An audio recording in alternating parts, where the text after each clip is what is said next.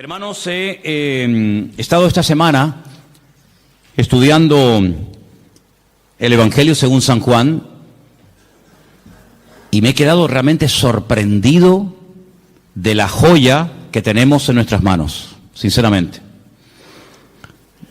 Seguramente alguien te habrá dicho en alguna ocasión, cuando le has preguntado, ¿y por dónde empiezo a leer la Biblia?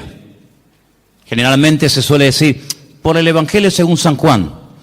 Y yo no sé si lo decimos porque lo consideramos un evangelio muy sencillo y como una persona está empezando y no sabe nada de la Biblia, pues empieza por San Juan, pero alguien dijo en cierta ocasión que el Evangelio según San Juan es tan sencillo y tan fácil de entender que cualquier niño podría leerlo y entenderlo sin ningún problema. Pero al mismo tiempo también se ha dicho que es un evangelio tan profundo que puede volver loco a un auténtico teólogo, a un auténtico estudiante o indagador de verdades profundas. El Evangelio según San Juan es una auténtica joya, una auténtica maravilla. Les animo a que lo lean, tiene 21 capítulos, es muy fácil de leerlo, un par de capítulos por día, aunque te aseguro que en cuanto empieces a leerlo te vas a enamorar, porque es un libro completamente diferente. Completamente diferente. De hecho, cuando vas a una escuela bíblica a estudiar la asignatura llamada los Evangelios, Mateo, Marcos y Lucas se llaman los Evangelios sinópticos y se estudian los tres juntos.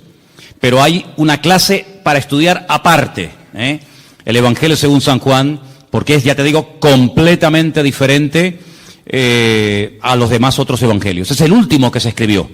El primer evangelio que se escribió fue Mateo, más o menos en la misma época en la que se escribió el Evangelio según San Lucas.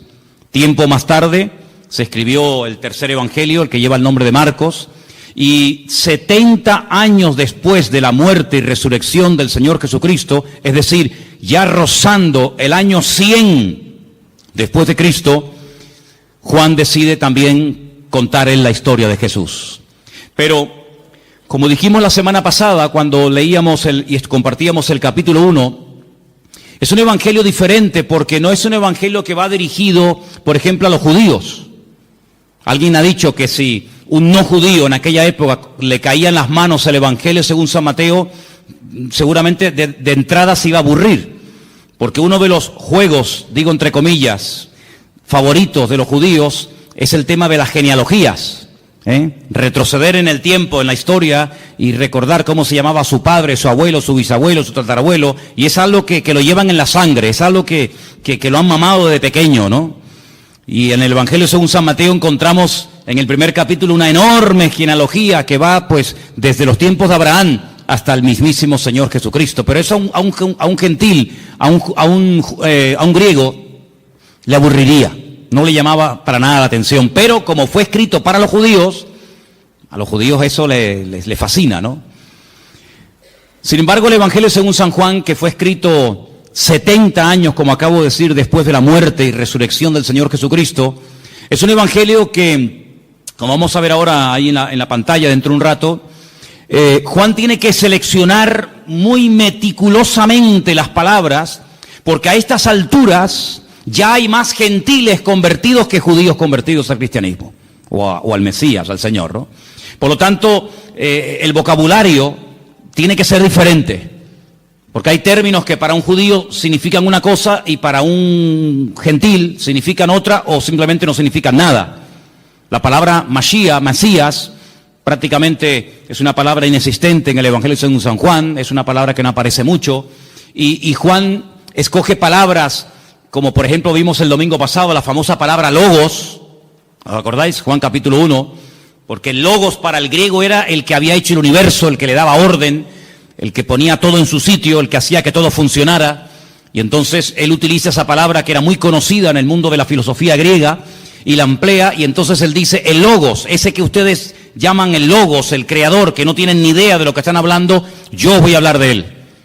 Y presenta a ese logos como el creador del universo, presenta al logos como encarnado. Hoy hemos cantado una parte de una canción que hablaba acerca del verbo se hizo carne, Y vemos cómo Juan es una persona que no solamente tiene que seleccionar muy bien las palabras que va a utilizar, porque la audiencia, los lectores a los cuales va a llegar el Evangelio, son personas que no tienen mucho conocimiento de la Biblia, son gente que viene de un trasfondo pagano, de idolatría, un mundo de mitología griega. Entonces él tiene que ser muy cuidadoso en esto, sino que además tienen que tener presente, y cuando sepan esto van a entender por qué Juan utiliza tantas veces ciertas y determinadas palabras.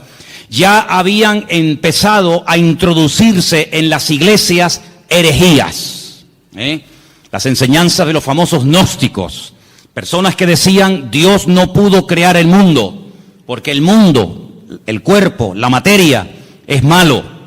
Por lo tanto, un Dios santo, un Dios bueno, un Dios perfecto no puede tener contacto con el hombre bajo ningún concepto, no puede tener contacto con la materia.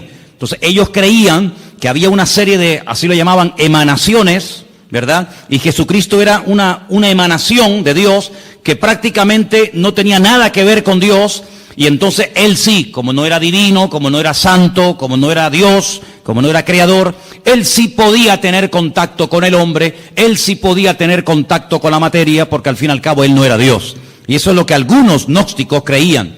Otros creían que este mundo, que ellos consideraban que era pecaminoso, malo, el cuerpo era la cárcel del alma, pues ellos decían que este mundo fue creado por los ángeles caídos.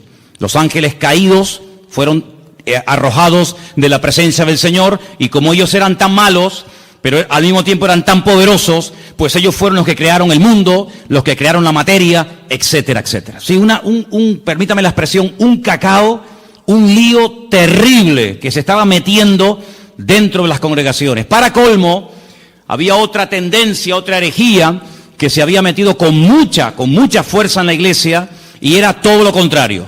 Era que Jesucristo era simplemente un hombre que había evolucionado con una serie de poderes que había ido adquiriendo con el paso del tiempo, pero no tenía nada que ver con la divinidad. Otros creían que Jesús era, como ellos llamaban literalmente, un espíritu descarnado.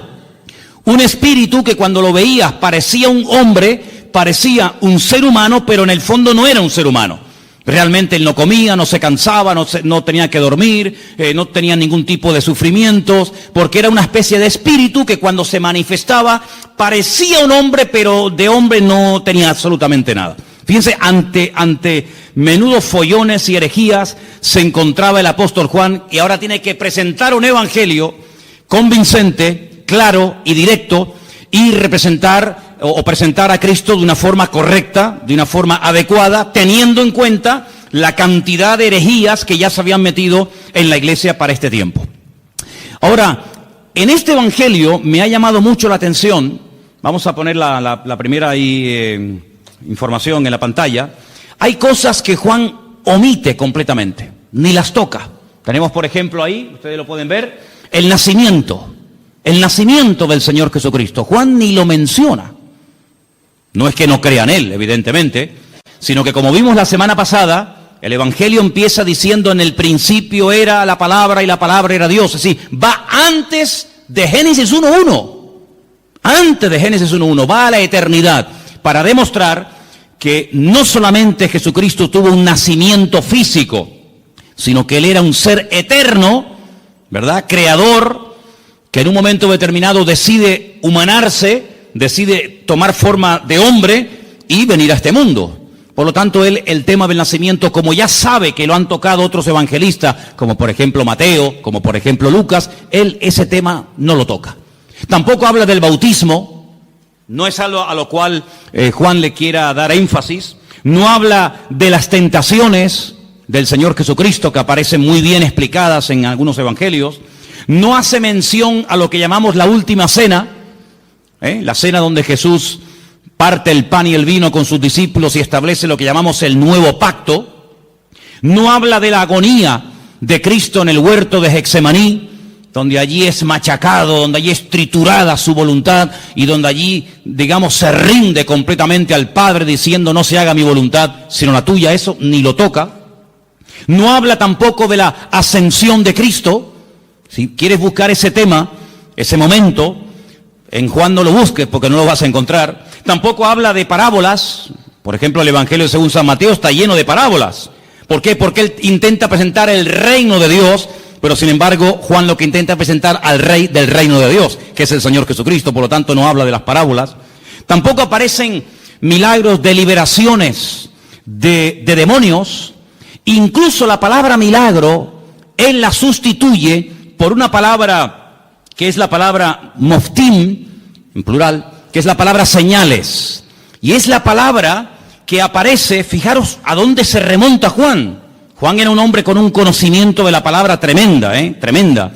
Él se remonta al llamamiento de Moisés, allí en Éxodo, capítulo 4, donde Moisés habla mal, Moisés dice, no me van a creer, no me van a oír, y entonces el Señor dice, no, yo te estoy diciendo que te van a oír, yo te estoy diciendo que te van a recibir, que tú vas a sacar a mi pueblo y lo vas a traer aquí, y tú estás diciendo que no. Es decir, ¿me estás llevando la contraria? Pues te voy a enseñar lo que le pasa a una persona cuando habla mal. Mete la mano en tu pecho. Metió la mano en el pecho y le dice, sácala ahora. Y cuando la sacó, estaba totalmente leprosa. Y se vuelve a meterla. Sácala, ya está limpia. Él se quedó, esa lección se le quedó grabada en su mente, y él se dio cuenta que su propia hermana, María, cuando habló mal de él, le pasó exactamente lo mismo que a él le pasó, quedó leprosa durante un tiempo por dudar y por hablar mal de los hijos de Israel. ¿Qué te parece? Y no solamente eso, sino que le dice, ¿y ahora qué tienes en tu mano? Dice, tengo una vara. Dice, tírala al suelo, y se convirtió en serpiente. Si le estás dando lugar al enemigo, cada vez que hablas mal. Cógela por la cola y volvió otra vez a convertirse en vara, a convertirse en palo. Estas dos señales no las olvides en tu vida. Cuando vayas a Egipto, muéstrales estas dos señales para que ellos aprendan a hablar y para que sepan lo que puede ocurrir cuando una persona utiliza mal el poder de la lengua y puede darle lugar al enemigo. Así que estas señales, esa palabra moftim, es la misma que utiliza Juan en su Evangelio cuando dice que el Señor Jesucristo hizo muchas señales, las cuales no están escritas en este libro. Dejadme que os lea este versículo. Jesús hizo además muchas otras señales en presencia de sus discípulos, las cuales no están escritas en este libro. Él lo dice bien claro. Todo lo que Jesús hizo, todo lo que el Señor enseñó, todos los milagros de Cristo no están escritos en este libro. Pero estas se han escrito para que creáis que Jesús es el Cristo, el Mesías, el Hijo de Dios, y para que creyendo tengáis vida eterna. Así que él emplea la palabra señales, y ahora después hablaremos un poquito de eso. Así que estas cosas que les he mencionado no aparecen en el Evangelio según San Juan, pero mira tú por dónde. Si Juan no hubiera escrito su Evangelio, todas estas cosas que vamos a ver a continuación, la siguiente por favor, nunca sabríamos absolutamente nada de estas cosas que vamos a mencionar ahora, porque no las menciona ni Mateo, ni Marcos, ni Lucas. Si yo les preguntara a ustedes, sin leer el Evangelio según San Juan, cuál fue y dónde hizo el Señor Jesucristo su primer milagro, nunca lo sabríamos. Nunca sabríamos que el primer milagro de Cristo fue en Caná de Galilea, convirtiendo el agua en vino. Porque nadie lo menciona, pero Juan sí. Bendito sea el Señor, porque le reveló y le mostró a Juan dicho milagro, ¿sí o no? Menciona además algo muy interesante, la conversión o la conversación que tuvo en capítulo 2 con Nicodemo. Esa conversación no aparece por ninguna parte en los otros evangelios. Es una conversación interesantísima, allí en Juan capítulo 3. A Juan le gusta mucho las conversaciones de Cristo con otras personas. Por ejemplo, en el 2 está el milagro de las bodas de Caná, en el 3 está la conversación con Nicodemo, en el 4 ¿qué está? La conversación con la mujer samaritana. Si no hubiera sido por Juan, nunca hubiéramos sabido que Jesús se detuvo junto al pozo en Samaria y le habló a una mujer samaritana, y allí pues le dijo cosas tremendas, y allí él se reveló como quien verdaderamente él era, solamente en Juan. Si no se hubiera escrito el Evangelio según San Juan, nunca habríamos oído de que sanó a un paralítico en el capítulo 5 en el estanque de Betesda, que hacía 38 años que estaba esperando el movimiento del agua. Fíjate tú por dónde, hermano, me quedé sorprendido, y es así. Si no hubiera sido por Juan, nunca hubiéramos oído hablar de Lázaro. La resurrección de Lázaro, su amigo en Betania, solamente la encontramos en el capítulo 11 del Evangelio según San Juan. Nunca nos hubiéramos enterado de que el Señor Jesucristo se agachó para lavarle los pies a sus discípulos, porque eso no lo cuenta ningún otro evangelista más que solamente Juan.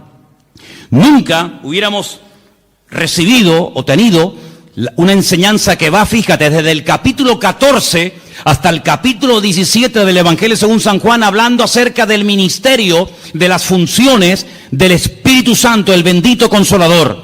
Por ejemplo, él dijo: no os pongáis tristes, no os dejaré huérfanos, os conviene que yo me vaya, porque si yo no me fuese, el Consolador no vendría.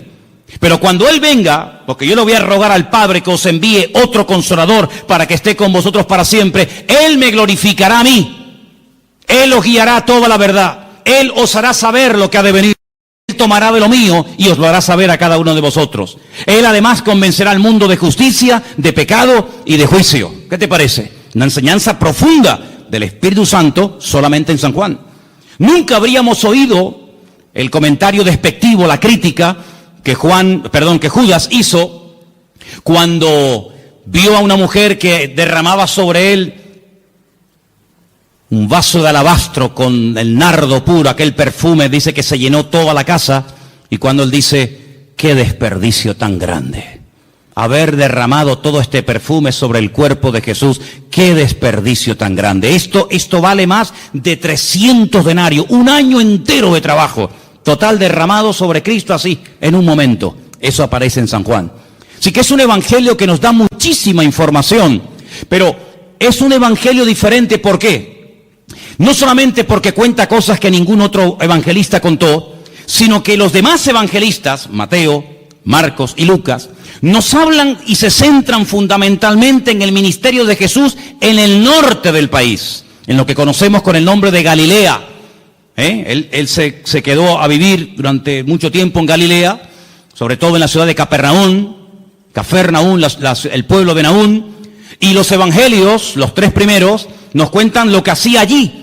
Pero sin embargo Juan cambia de escenario y comienza a hablarnos de cosas que Cristo hacía en el sur del país, en Judea y sobre todo también en la ciudad de Jerusalén. Ahora, es interesante porque en el propósito del libro que hemos leído esta tarde, Juan reconoce que todo lo que el Señor Jesucristo hizo, nunca ningún autor, ni él mismo, podía haberlo escrito. Hay, por ejemplo, un versículo muy interesante en San Juan, os lo leo, capítulo 21, que dice: hay otras muchas cosas que Jesús hizo. Estamos en el 21-25.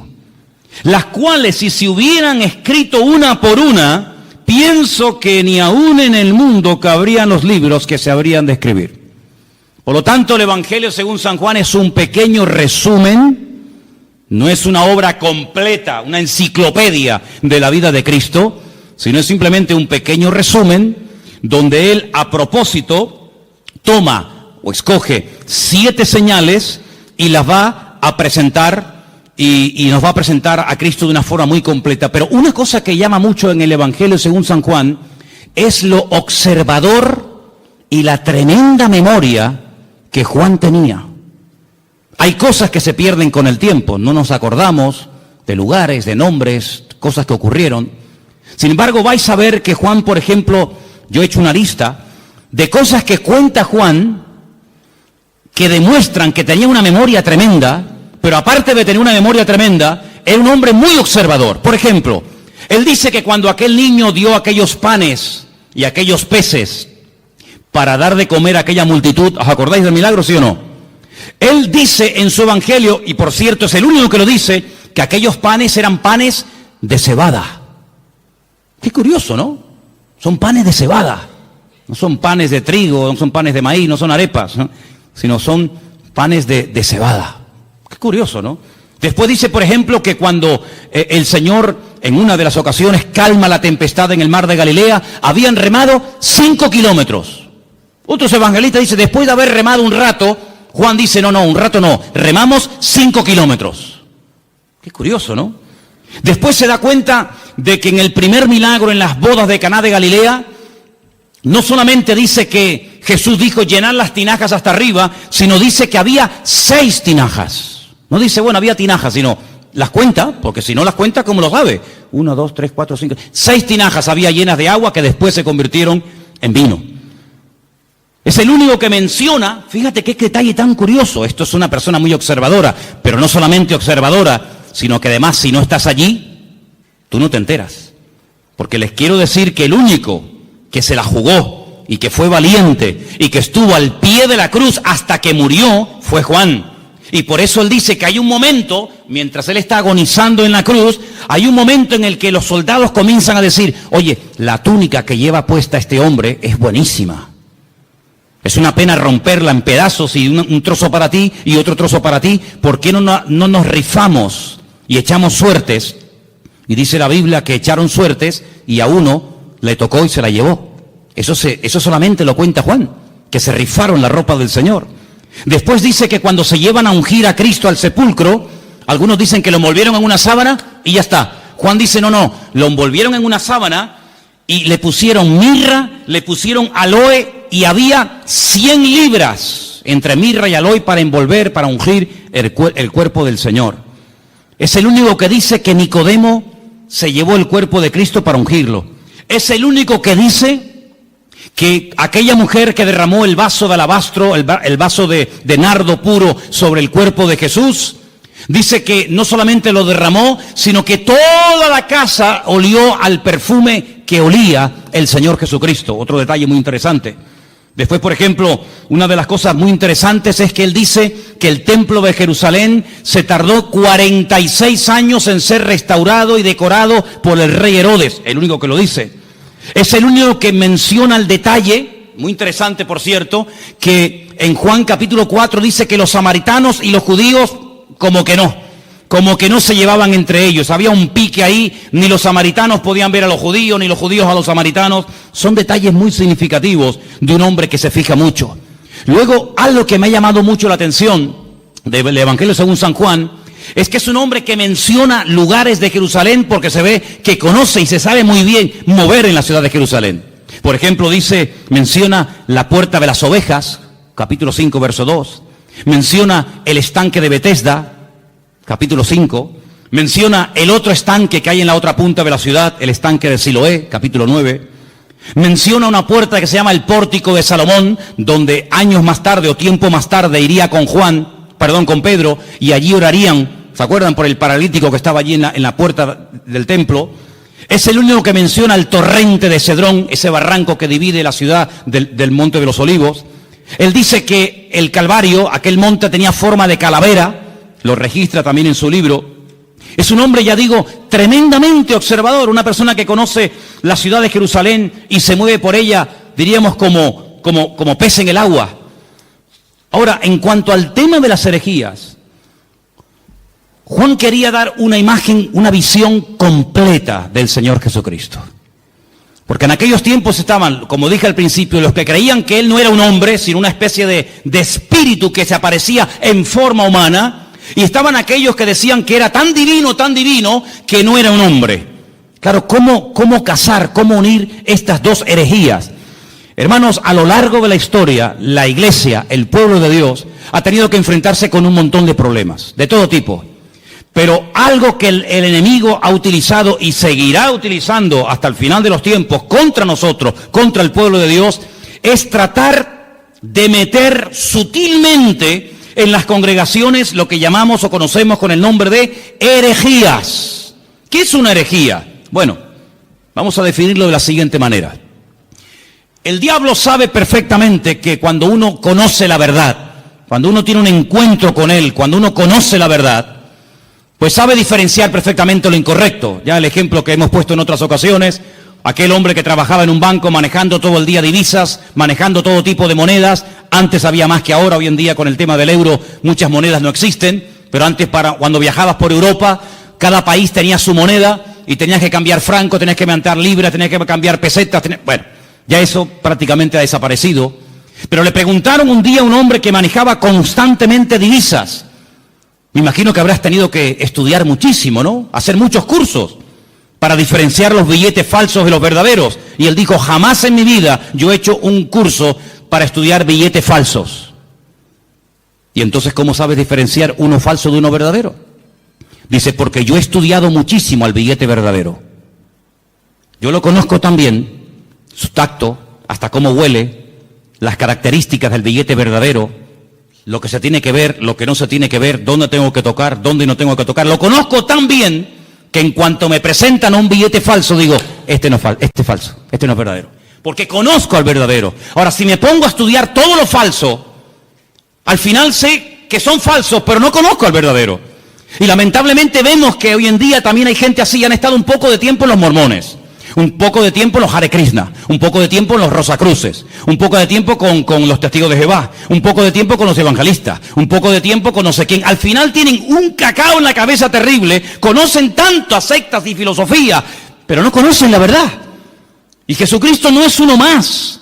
Lo que Juan hace es presentar la verdad, porque él dice, la verdad os hará libres. Si yo empiezo a rebatir y a discutir y esto, no, con la discusión no llegamos a ninguna parte. Yo lo que voy a hacer es proponerme, seleccionar una serie de señales, presentaros la verdad de la forma más completa y variada y profunda posible, porque cuando lleguéis a conocer la verdad, cuando lleguéis a intimar con la verdad, os vais a dar cuenta de que lo falso ya no tiene ningún atractivo, ya no tiene ninguna tentación para vuestra vida, porque la verdad no solamente os hará libres, sino que la verdad os hará felices. ¿Cuántos dicen amén? Entonces él presenta a Cristo como la verdad y os vais a dar cuenta que la palabra verdad, verdadero, aparece así, de veces en el Evangelio según San Juan. No hay una palabra que se repita más en este Evangelio como la palabra verdad o verdadero. Tengo aquí una pequeña lista, no están todos, pero para que veáis. Dice, yo soy el pan verdadero, el pan que descendió del cielo. No dice yo soy el pan. Bueno, podría decirlo, pero añade la palabra, yo soy el pan verdadero. Y entonces dice, el pan que comieron nuestros padres en el desierto, pues todos los que lo comieron murieron. Pero el que coma de mí nunca morirá. Después dice, yo soy la vid. Pero no dice solamente yo soy la vid, sino dice yo soy la vid verdadera. Juan capítulo 15, verso 1. Juan 8, 16 dice yo soy el juez, pero el juez verdadero. El juez que imparte verdaderamente justicia. Y os vais a dar cuenta de que aparece la palabra verdad por todo el Evangelio. Encontramos, por ejemplo, en Juan 14, 6, un versículo que todos conocéis de memoria, ¿sí o no? Sí. A ver, ¿qué dice Juan 14, 6?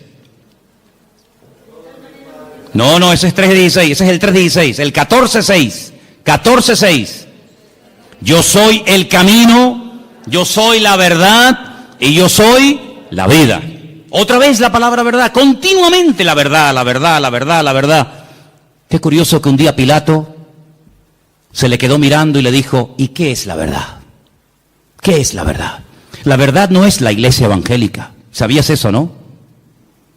La verdad no es una secta, una religión. La verdad se llama Jesucristo.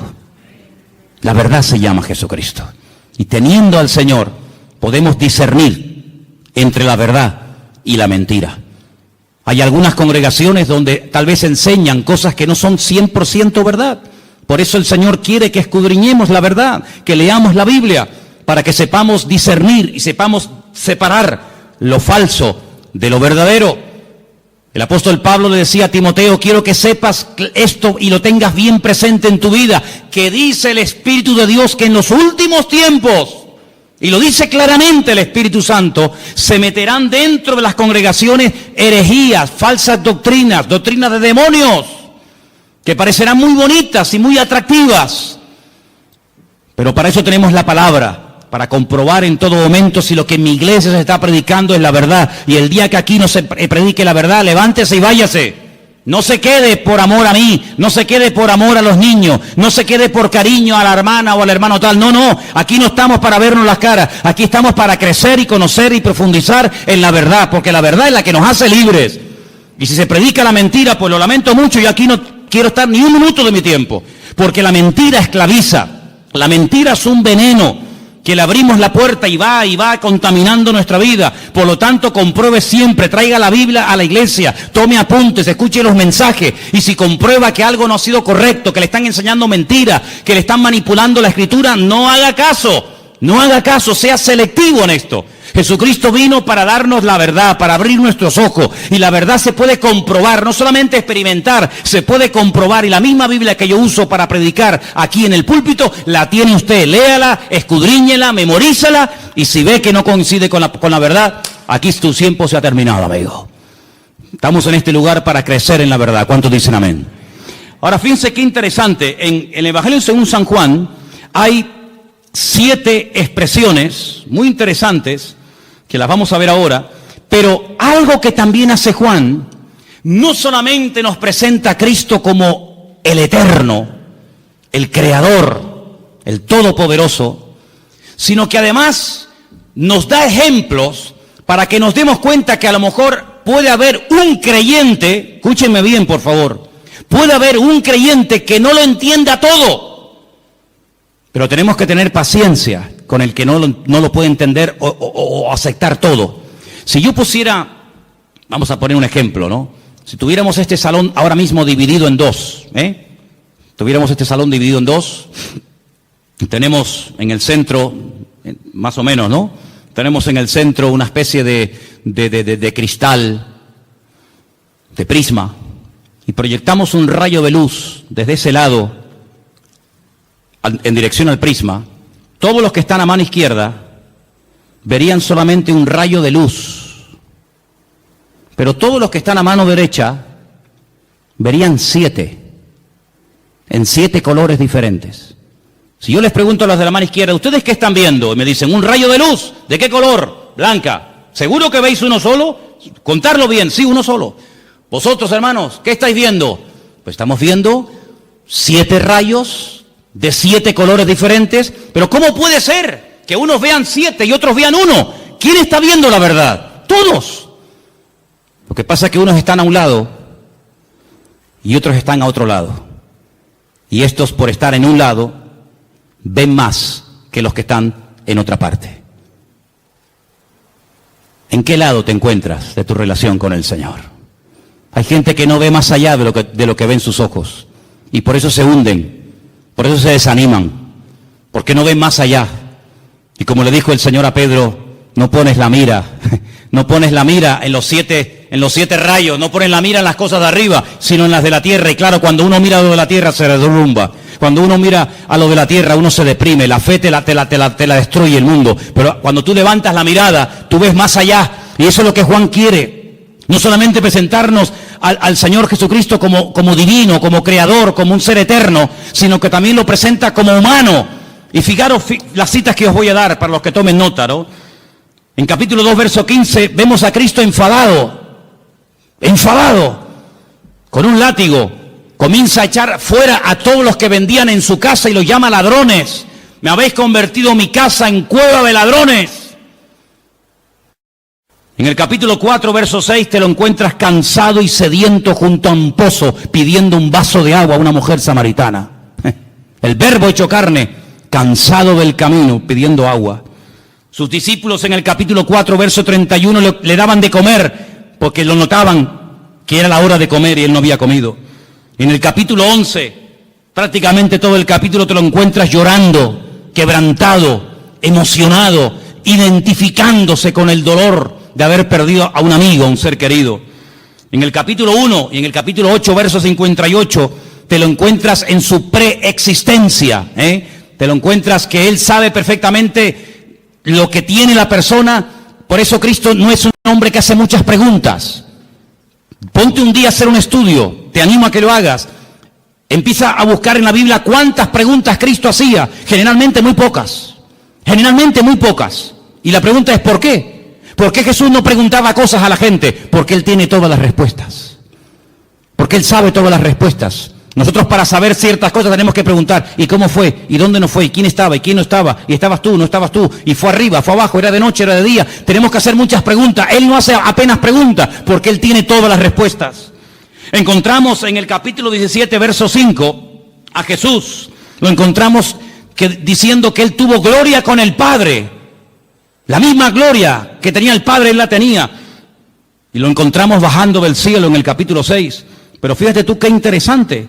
Encontramos al Señor Jesucristo cansado, lo encontramos al Señor Jesucristo pidiendo agua, lo encontramos dormido en una barca y al mismo tiempo diciéndole a aquella mujer, 5 maridos has tenido y el que ahora tienes no es el tuyo. Diciéndole a uno, he aquí un verdadero israelita. Y le dice, pero si nunca nos hemos visto, dice, yo te vi a ti cuando estabas debajo de la higuera. Y cuando te lo encuentras en el Evangelio según San Juan diciendo, yo soy antes de Abraham. Yo existo antes que Abraham el patriarca. Y le dicen, ¿tú? ¿Pero cómo vas a ser tú antes que Abraham si tú no tienes ni 40 años? Y él les dice, os aseguro que yo soy antes de Abraham. Y yo te digo, no lo dice la Biblia, pero yo también te digo que hasta Abraham habló con el mismísimo Señor Jesucristo. Y el Señor Jesucristo habló con el mismísimo patriarca Abraham. ¿O quién te crees que era Melquisedec? Melquisedec, Melech Tzadik, el rey de justicia, sin genealogía, sin padre, sin madre, sin principio de fin ni de días. Allí estaba el Señor, dándole pan y vino al patriarca Abraham, y el patriarca Abraham dándole los diezmos a Melquisedec, el rey de Salem, el rey de justicia. ¿Qué te parece? Ahora, a lo largo del capítulo, a lo largo del libro del Evangelio según San Juan, encontramos en 7 ocasiones al Señor Jesucristo utilizando la expresión Anojí. En hebreo hay 2 formas de decir yo. La habitual, la común, la que se suele utilizar siempre, la que todo el mundo usa es Aní. Aní, yo, Aní. Pero cuando Dios dice yo, generalmente Él utiliza otro yo que no lo utiliza el ser humano. Es el yo, el pronombre personal, primera persona que utiliza Dios y es Anojí. Anojí es yo cuando habla Dios y Aní es yo cuando habla un ser humano. En el Evangelio según San Juan encontramos 7 Anojí. Juan 6:48, Anojí lejen Jaim, yo soy el pan de vida, el pan verdadero. Anojí or haolam, Juan 8:12, yo soy la luz del mundo. Encontramos al Señor diciendo, yo soy la puerta de las ovejas, Juan 10:7. Encontramos en Juan 10:11 diciendo, yo soy el buen pastor. Lo encontramos en Juan 11:25 diciendo, yo soy la resurrección y la vida. Lo encontramos en Juan 14:6 diciendo, yo soy el camino, la verdad y la vida. Y lo encontramos en el 15:1 diciendo, yo soy la vid verdadera. Y todas las veces que dice eso, dice Anojí, Anojí, Anojí. Por eso la gente se quedaba diciendo, ¿pero este qué está diciendo? Hoy en esta iglesia ha habido algo impresionante que a mí me ha impactado muchísimo. Y es que se ha cantado y se ha pronunciado el verdadero nombre de Dios. El nombre que habéis pronunciado esta tarde en esa canción, que después la vamos a cantar al final, otra vez más, es el verdadero nombre de Dios. Y ese nombre tiene que ver con la existencia, tiene que ver con la existencia misma. Nadie le ha dado existencia a Él le da existencia a todas las cosas. Pero hay algo muy interesante en el Evangelio según San Juan, y es que nuevamente aparecen 7 ventanas. Fíjate qué interesante, se llaman señales. Yo llamo a 7 ventanas a través de las cuales puede ver más allá. Porque algo que tenemos que tener presente, y Juan lo hace de una forma muy sutil, pero muy bien presentada, es que cuando te habla de un milagro, cuando te habla de algo que hace el Señor, Él te deja como en puntos suspensivos para que tú pienses y veas que no solamente es un milagro algo que ocurre en un momento puntual del tiempo, sino que es una señal, es una forma de indicarte que detrás de ese milagro hay una manifestación de la gloria de Dios. De hecho, hay momentos en los que el Señor Jesucristo dice que los milagros que hacía no los hacía tanto por la compasión o porque le daba pena al pobrecito paralítico o el pobrecito ciego, sino que la palabra que se emplea en el Evangelio según San Juan detrás de cada señal o milagro es: esto fue hecho, esto se realizó para la gloria de Dios. Porque un milagro no es algo que solamente suple la necesidad en el momento de una persona. Una persona está leprosa, ¿qué quiere? Pues que se sane la lepra. Una persona está poseída por demonios, ¿qué es lo que quiere? Ser libre de esta atadura espiritual. Una persona no ve y Jesús, ¿qué quieres que te haga? Pues quiero ver, o no puedo caminar, levántate y camina. Sino que el Señor va más allá de la necesidad temporal de la persona. Esto lo hago para la gloria de Dios. Cuando lo dicen los discípulos en Juan capítulo 9, ¿y este hombre que no tiene ni ojos, que están huecas las cuencas, no tiene el globo ocular, este hombre, esto es algo terrible. Esto no es normal que una persona nazca con las cuencas de los ojos vacías. El padre tuvo que cometer un pecado terrible, ¿no?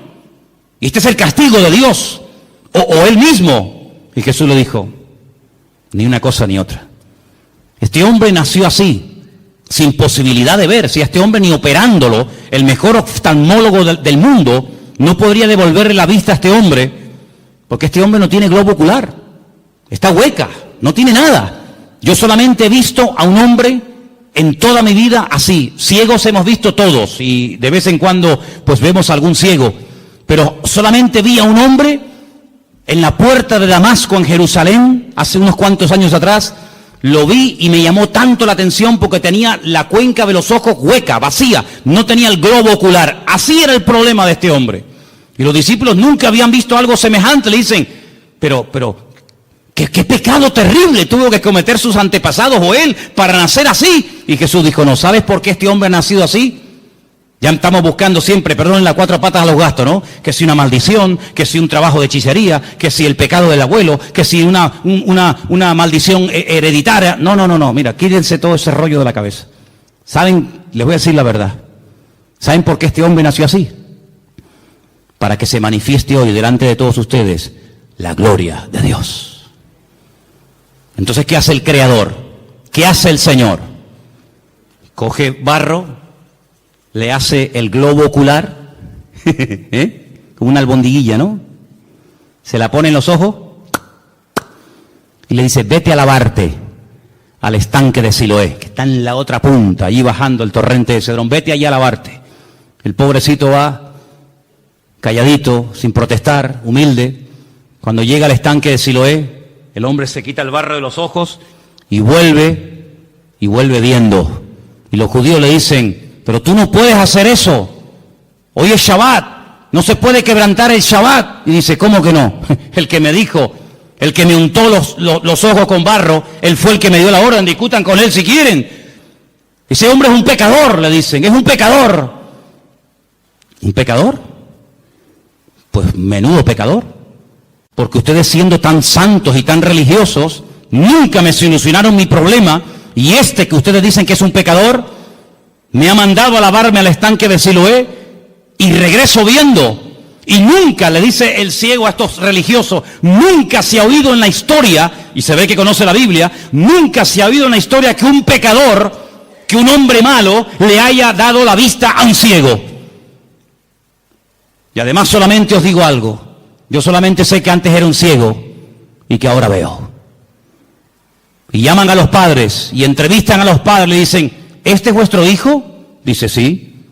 Dice, ¿cómo recobró la vista? Y los padres dicen, no sé, pregúntenle a él tiene edad suficiente, tiene 40 años, pregúntenle a él.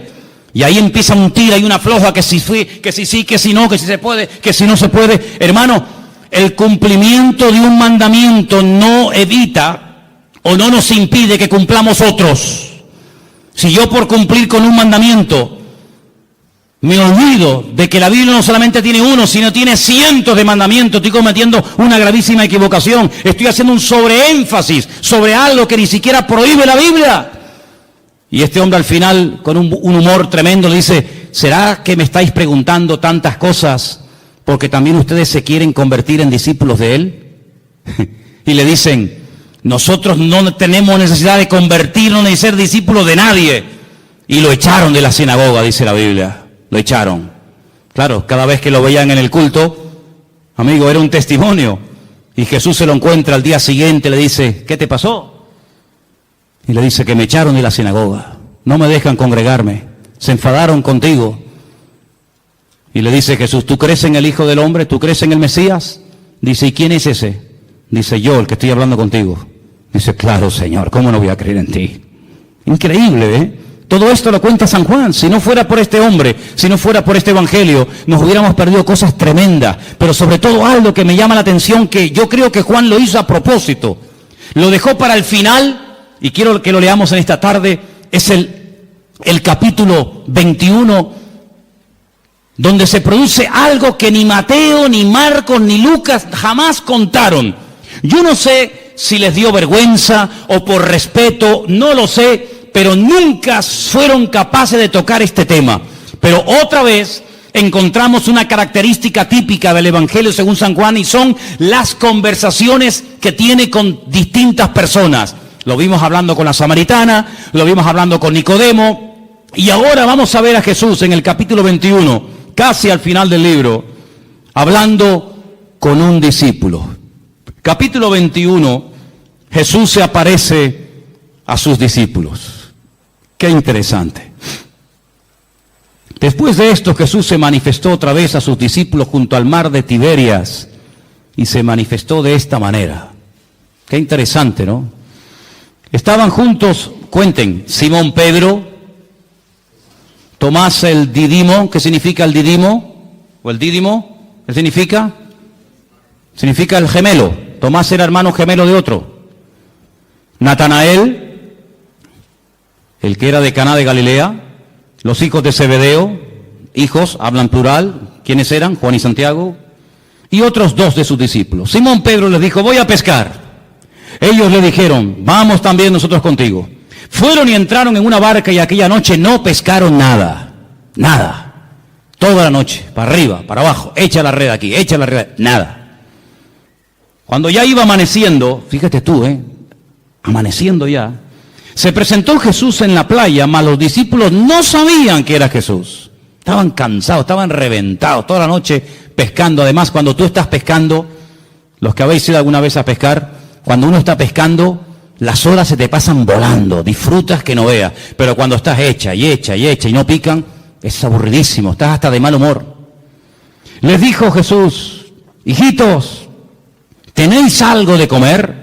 Ellos le respondieron: no, no tenían ni para comer. Increíble. Jesús les dijo: echad la red a la derecha de la barca y hallaréis. Entonces la echaron y ya no la podían sacar por la gran cantidad de peces. Qué milagro, Así, en segundos, lo que no hicieron en toda la noche. Verso 7. Entonces aquel discípulo a quien Jesús amaba le dijo a Pedro: es el Señor. Es el Señor. Esto solamente pasa por la mano de Dios. Es el Señor. Simón Pedro, cuando oyó que era el Señor, se ciñó la ropa, porque se había despojado de ella, se echó al mar y se echó a nadar hasta la orilla. Y otros de sus discípulos vinieron con la barca arrastrando la red de peces, pues no distaban de tierra sino como unos 200 codos. Y al descender a tierra, vieron brasas puestas y un pez encima de ellas y pan. ¿Se han preguntado alguna vez: ¿y de dónde sacó el Señor este pez? No tenía red, no tenía caña. El Señor no necesita nada de esto. Seguramente le habrá dicho a uno: para el fuego. Y hace. No hay problema. Jesús le dijo: traed de los peces que acabáis de pescar. Y fíjate qué curioso, otra vez lo que os dije al principio, qué observador es este hombre. Otro hubiese dicho: había un montón de peces, Manolo, un montón. Pero fíjate lo que dice Juan: subió Simón Pedro y sacó la red a tierra llena de grandes peces. Y podía haber puesto el punto y ya está. Pero Juan dice: no, la red estaba llena, y Juan los tuvo que contar, hermanos. Tuvo que fijarse, porque si no, o esto es una mentira, o de dónde sacó este dato. Es que él estaba allí, y él dice: la red estaba llena, pero había 153. Y aún siendo tantos, la red no se rompió. Recuerda que el versículo 11 dice: grandes peces. Grandes peces, 153. ¿Y por qué no fueron 205, 89, 34? ¿Por qué 153? ¿Y por qué lo dice? ¿Será que esto es una forma de rellenar un texto?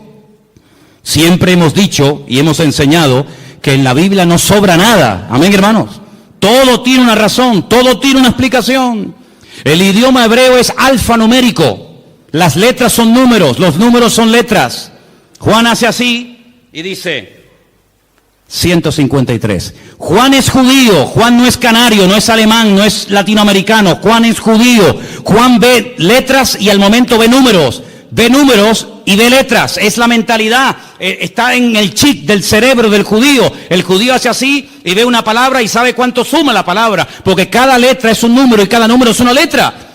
Y él en San Juan, en el libro del Apocalipsis, no me voy del tema, pero solamente un ejemplo. En el libro del Apocalipsis, él dice: cuidado, hermanos, aquí hay sabiduría. El que lee, entienda. Os voy a dar un dato en clave, pero ustedes que saben lo que estoy diciendo me van a entender. Cuando venga el anticristo, cuando venga ese hombre perverso, su nombre o el número de su nombre es 666, 666.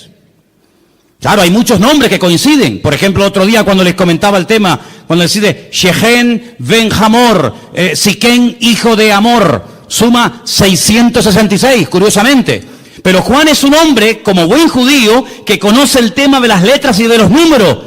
Y él te está dando el valor numérico del nombre de ese político de los últimos tiempos. Pero ahora, volviendo a Juan 21, te dice 153. Y al momento él sabe lo que significa 153. Claro, el que no sabe esto, vos dices, bueno, pues 153, no, espérate. Anoji Elohim.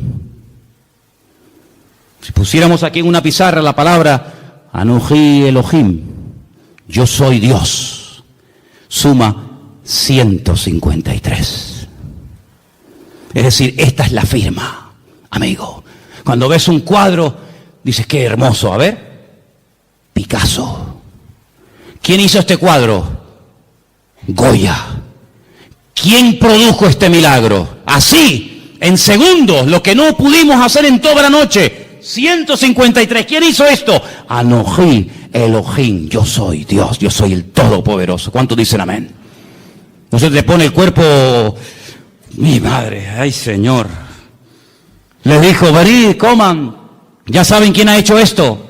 Aní Elohim. Le dice a sus discípulos, o sus discípulos no se atrevían a preguntarle, ¿y tú quién eres? ¿Tú quién eres? ¿Se acuerdan que una vez en la barca, cuando calmó el viento y la tempestad, se empezaron a preguntar unos a otros y dice, ¿quién es este? ¿Quién es? Porque habla muy bien, obra de maravilla, sana enfermos, pero ya calmar un mar en tempestad, eso es algo que nos vuelve locos. ¿Quién es este? Y ahora dicen, ¿quién es? Pero no se atrevían, porque sabían que era el Señor. Vino pues Jesús, tomó el pan, lo dio a sí mismo el pescado. Esta era la tercera vez que Jesús se manifestaba a sus discípulos, después de haber resucitado de los muertos. Ahora ya están a gusto, ya están las barrigas llenas, ya han comido. Y ahora Jesús le dice a Pedro, Pedro, ven un momento, ven. ¿Cuántos había? Por eso le dije, cuenten cuántos discípulos hay. Había un montón, había un montón. Pero ahora solamente le dice a Pedro, a Simón, Pedro. Simón, ven. Simón es Shishon. Viene del verbo lishtot, que significa escuchar. Shema, Simón, ven, escúchame un momento. Escuchar es obedecer. Escuchar es interiorizar. Shishon, ven para acá. Simón, hijo de quién? De Jonás. Es una contradicción. Tienes un nombre, Pedro, tienes un nombre que es una guerra, llevas una guerra. Shishon, el que escucha a Dios. Y Jonás, el profeta rebelde. ¿Cómo puede ser que por un lado oiga y por otro lado seas un rebelde? Ven para acá, Pedro, esto no puede ser así. Hay un divorcio, ahí hay una falta de equilibrio en tu vida. Y le dice, Simón, hijo de Jonás, ¿tú me amas más que estos? Y le dice, sí, Señor, sí. ¿Tú sabes que te amo? Y le dice, apacienta mis corderos. Ahora, el Evangelio según San Juan nos llegó a nosotros escrito en griego. En el griego hay 3 palabras para definir la palabra amor. Ágape, eros y fileo. En el texto griego se aprecia lo que en español, no sé en alemán, pero en español no se aprecia. En español es me amas y me amas. Y la respuesta es tú sabes que te amo, tú sabes que te amo, tú sabes que te amo. No notas ahí un juego de palabras, pero aquí hay mucho más que eso. Jesús le dice, Simón Pedro, ¿tú me agapeas? Y Simón Pedro le responde, sí Señor, yo te fileo. No, yo no te estoy preguntando eso. Yo te estoy preguntando si tú me agapeas, si tú me amas a mí como yo te amo a ti. Con ese amor perfecto, ese amor de Dios. Y Pedro le dice, sí Señor, tú sabes que yo te fileo, tú sabes que yo te amo como un amigo. Pero es que yo no te estoy preguntando si tú quieres ser mi amigo. Yo no te estoy preguntando si yo te caigo bien. Yo te estoy preguntando si tú darías la vida por mí, porque tú sabes que el amor que yo tengo por ti es que de tal manera amé al mundo que di mi vida por el mundo. Entonces yo te estoy preguntando si tú me amas a mí como yo te he demostrado amarte a ti. Y Pedro le dice, Señor, tú sabes que yo ahí no llego, tú sabes que yo te fileo, pero yo no te agapeo. Y entonces al final, cuando el Señor ya se lo pregunta 3 veces, y Pedro capta la idea, y Pedro se da cuenta por dónde van los tiros, le dice, versículo 17, Pedro se entristeció. ¿Por qué? Porque Pedro reconoció que no podía llegar al nivel que el Señor le está pidiendo. Entonces, ¿qué le confiesa? Tú lo sabes todo. Tú sabes que yo soy un petardo como persona. Yo he fallado, he metido la pata. Menosprecié a todos estos, dije que no te iban a traicionar, que no te iban a vender, que te iban todos a abandonar, pero yo no. Y al final resulta que que no abre la boca, pero que estuvo allí al pie de la cruz, es el que estuvo, y resulta que yo te estaba negando delante de los romanos. Tú lo sabes todo, tú sabes que yo no doy la talla. Tú sabes que te negué, tú sabes que no estuve contigo como tenía que estar. Pero tú lo sabes todo. Y el Señor, que mira el corazón, y no mira solamente el fallo o el tropiezo accidental, sino mira el corazón, la nobleza de esa persona, le dice, apacienta mis ovejas. Porque de cierto te digo, cuando eras más joven, te ceñías, ibas a donde querías, mas cuando ya seas viejo, extenderás tus manos, te ceñirá otro y te llevará a donde tú no quieras.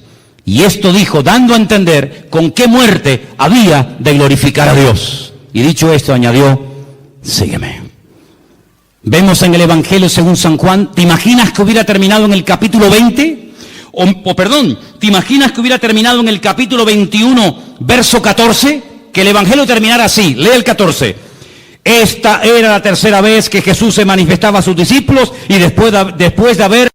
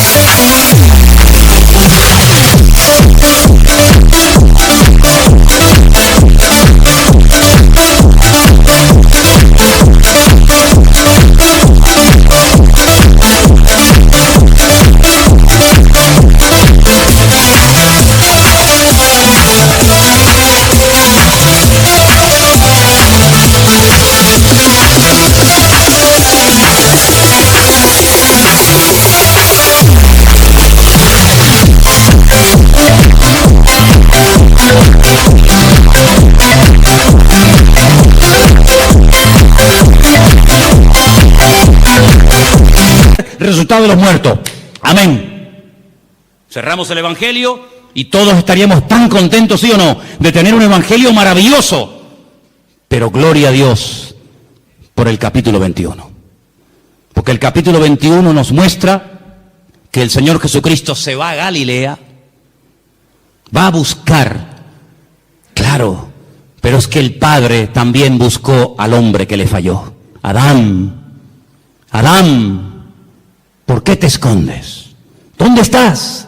Y ahora el Hijo, buscando a Pedro, llamándolo, como llamaba el Señor, el Padre, el Creador, el universo, llamaba al primer hombre. Ahora es el Hijo, ¿verdad?, buscando a Pedro para restaurarlo, para darle otra oportunidad, para ponerlo otra vez en primera línea, para decirle: apacienta mis corderos, y además te voy a dar un premio increíble, Pedro. Te voy a dar la mejor jubilación que se le puede dar a un predicador en toda la historia. Y el premio es que te voy a dejar morir como yo morí. Menudo premio, ¿no? Te voy a dar el privilegio de morir crucificado como yo. Y así me vas a glorificar a mí. ¿No dices que me amas? Pues si me amas hay que demostrarlo, amigo. Y así murió Pedro. Así murió Pedro. Pero antes fue restaurado. Y antes fue un hombre que se volvió a acercar al Señor. Entonces el Evangelio según San Juan, vemos a Cristo como el Creador, como el Verbo hecho carne, divino, total y absoluto, sin ningún tipo de limitaciones, ninguna. Pero al mismo tiempo lo vemos compasivo, lo vemos extendiendo la mano al necesitado, lo vemos identificándose y acercándose con gente que en aquellos tiempos nadie jamás se acercaría a una persona. Cuando los discípulos lo ven hablando con una mujer, dice: no puede un hombre, y más un judío, hablar en público con una samaritana. Pero el Señor está allí. Entonces, amados hermanos, encontramos en el Evangelio según San Juan el amor de Dios manifestado. Y si esto fuera poco, cuando Juan hace así, te dice: ahora te voy a decir cómo es el Señor. Juan capítulo 2, convierte el agua en vino, en buen vino, el Señor de la calidad. Juan capítulo 4, lo vemos al Señor sanando: vete a tu casa, tu criado está sanado, el Señor del espacio. Lo vemos en el capítulo 5, ¿cuánto tiempo llevas ahí? 38 años, levántate y anda, el Señor del tiempo. Juan capítulo 6, mucho, el Señor de la cantidad. En el 2 era la calidad, en el 6 es la calidad. En el 6 lo vemos al Señor calmando la tempestad, el Señor por encima de la creación. La creación no lo domina, la creación se somete al Creador, a Él, al Eterno. En el capítulo 9, ¿quién pecó, este o su padre? La mala suerte, la desdicha. No, este milagro es para la gloria del Señor. Capítulo 9, el Señor de la gloria. Y el examen final, capítulo 11, déjalo como está, ya huele. 4 días lleva ahí dentro, no mueva, deja las cosas como están. El Señor dice: ¿no te he dicho que si crees verás la gloria de Dios? Capítulo 11, yo soy la resurrección y la vida, y ahora lo voy a demostrar. Lázaro, sal fuera. Y Lázaro salió fuera porque es el autor de la vida. Y con estas 7 señales, son 7 ventanas a través de las cuales puede ver lo grande que es nuestro Dios. ¿Necesitas algo? Seguro que en una de estas señales te sientes identificado. Seguro que en una de estas 7 ventanas donde Juan proyecta la gloria y la majestad y la singularidad del Señor, te sientes identificado y puedes apropiarte de cada una de ellas. Porque el Señor Jesucristo no termina en el Evangelio según San Juan crucificado, agonizando dentro de una tumba, comido por bichos, por gusanos. No, en el Evangelio según San Juan el Señor Jesucristo termina vivo, resucitado de entre los muertos. Y por eso dice en uno de los Evangelios: no busquéis entre los muertos al que vive, porque Él ha resucitado. ¿No es una maravilla el Evangelio según San Juan? ¿Sí o no? Dar un aplauso al Señor en esta tarde. Y léelo durante toda la semana. Gózate, aleluya. Disfruta de este Evangelio. Es una maravilla tenerlo en nuestras manos. Cierra tus ojos, por favor. Cierra tus ojos ahí donde estás. Bendito sea el nombre del Señor. Qué regalo tan maravilloso el Señor nos hizo. Qué regalo tan extraordinario. Bendito sea Dios. Muchas cosas hizo el Señor, sí. Juan lo dice, pero si crees en estas que te acabo de contar, tendrás vida eterna en su nombre.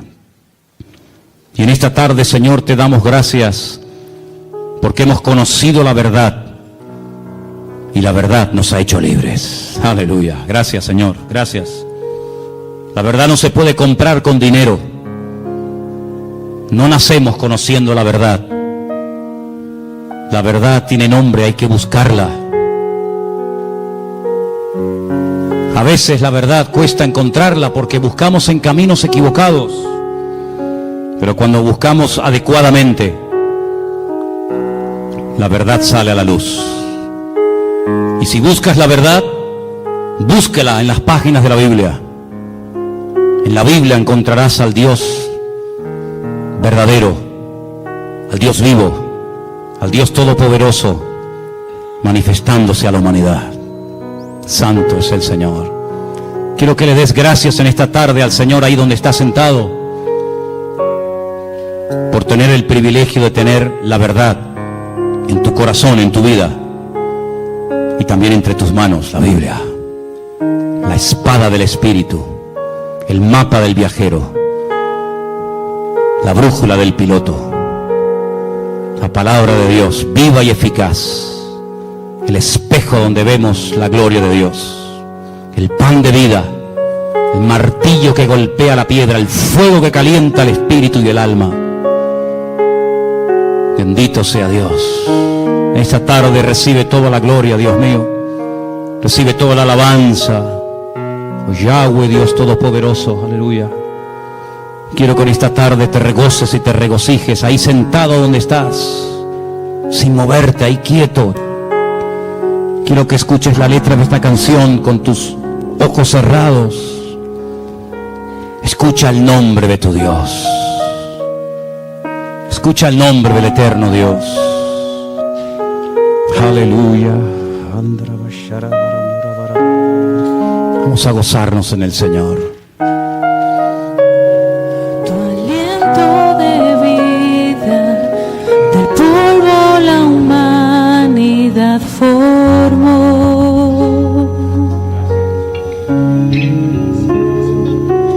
Despliegas tu nombre y gloria en toda la creación.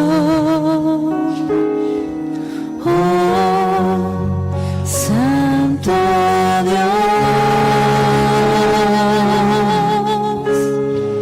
Santo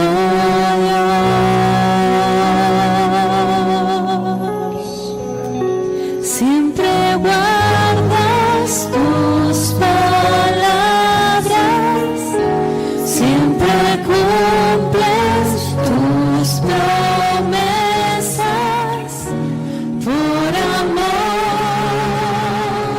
de tu nombre.